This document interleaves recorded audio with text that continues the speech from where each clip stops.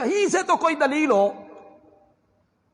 تو بدعات جو ہے نا، یہ ہمارے ملک میں بدعت جننے والی جو مائیں ہیں نا، یہ بانجھ نہیں ہو، دن بدن بدعات نکل رہی ہیں، لوگ بھی خوش ہوتے ہیں. ویسے ہمارے پاکستانی اور یہ جو ایشیا کے لوگ ہیں، بر صغیر پاک و ہند، ان کا نظریہ یہ ہے بھئی کرنا کرانا کچھ نہ پوے تے جنت لب جائے. یہ ان کا ذہن ہے. نہ نمازیں پڑھیں، نہ اچھے عمل کریں، برائیوں سے نہ رکیں، کم تولنے سے نہ رکیں، ملاوٹ کرنے سے نہ رکیں، جھوٹی گواہیوں سے نہ رکیں، سارے کام کریں، 2 نمبری کریں، کم تولے، ملاوٹ کریں، گاہک کو دھوکہ دیں، جھوٹی قسمیں اٹھا کے سودے بیچیں، دفتروں میں رشوت لیں، ظلم کریں، غریبوں کا کام نہ کریں، ہمیں کچھ کرنا نہ پڑے. سال کے بعد ربیع الاول میں 1000 کی جھنڈیاں لگائیں، اللہ بھی راضی اور نبی بھی.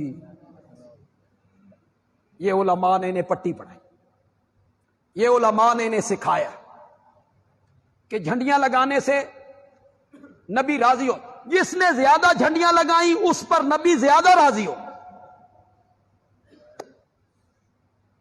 حیف نہیں یار، تمہیں کبھی اس پر افسوس نہیں ہوا کہ اس طبقے نے اتنی عظیم ہستی کو جھنڈیوں پہ خوش ہونے والا نبی بنا؟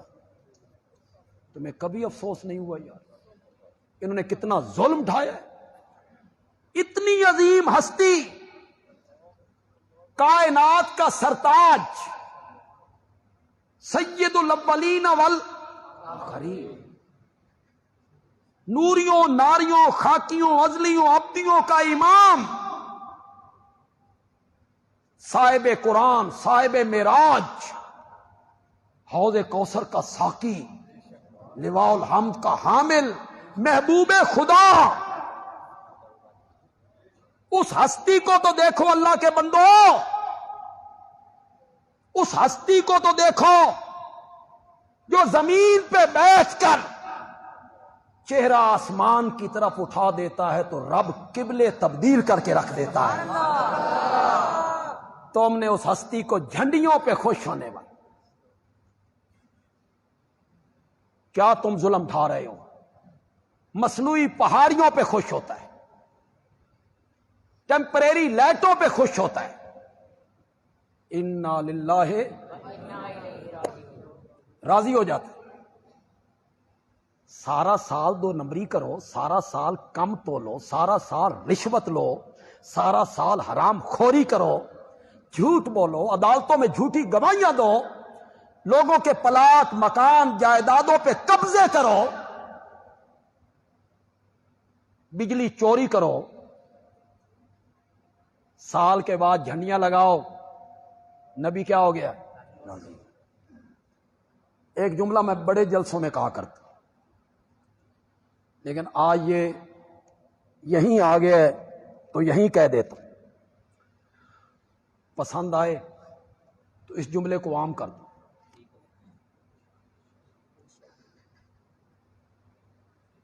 کہتے ہیں نبی کا میلاد مناؤ،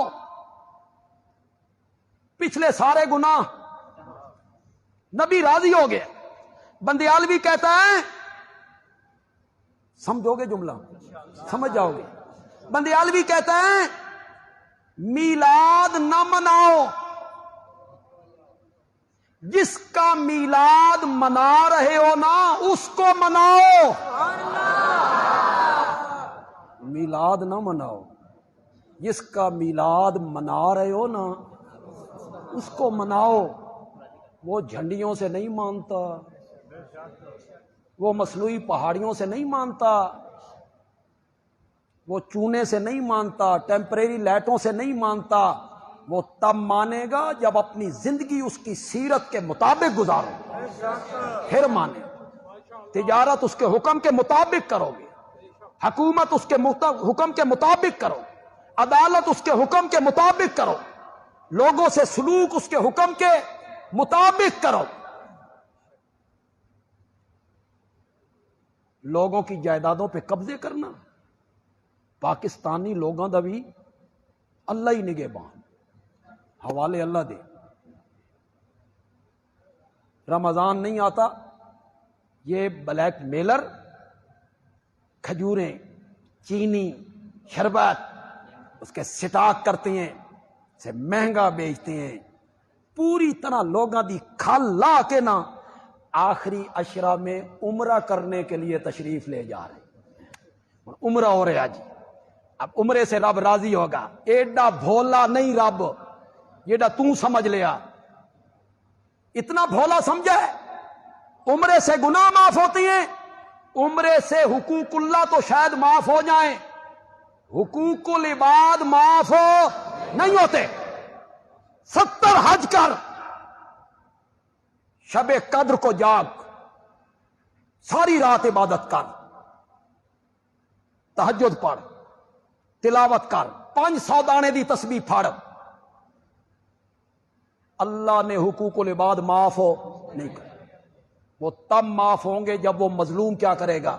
معاف کرے. تو ہمارے ہاں یہ رسم و رواج ہیں، بدعات ہیں، اور وہ کہتے ہیں اس میں حرج کیا ہے؟ حرج صرف اتنا ہے کہ ایک کام نیکی سمجھ کے تو کرتا ہے. جس کام کا حکم میرے آقا نے نہیں دیا، صحابہ نے وہ کام نہیں کیا، تو نیکی سمجھ کے کرتا ہے، تو تو کہنا یہ چاہتا ہے لوگوں مجھے نیکی کے ایک ایسے کام کا پتہ چل گیا ہے جس کا صحابہ کو بھی پتہ. یہ ہے حرج.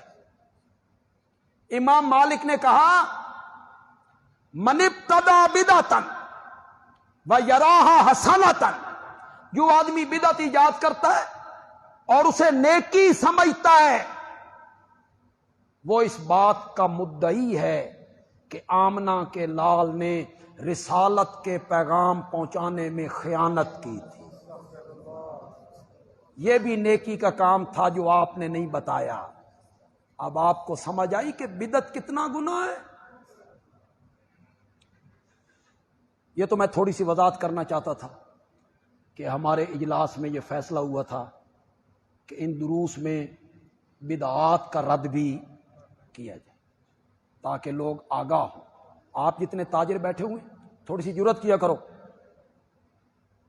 تمہارے پاس جھنڈیوں کے لیے پیسے لینے آئے نا، تھوڑی سی جرات کیا کرو.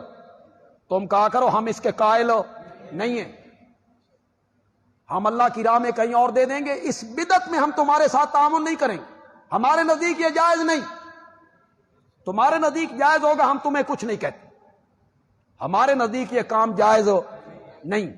جرات کیا کرو تاجر لوگ.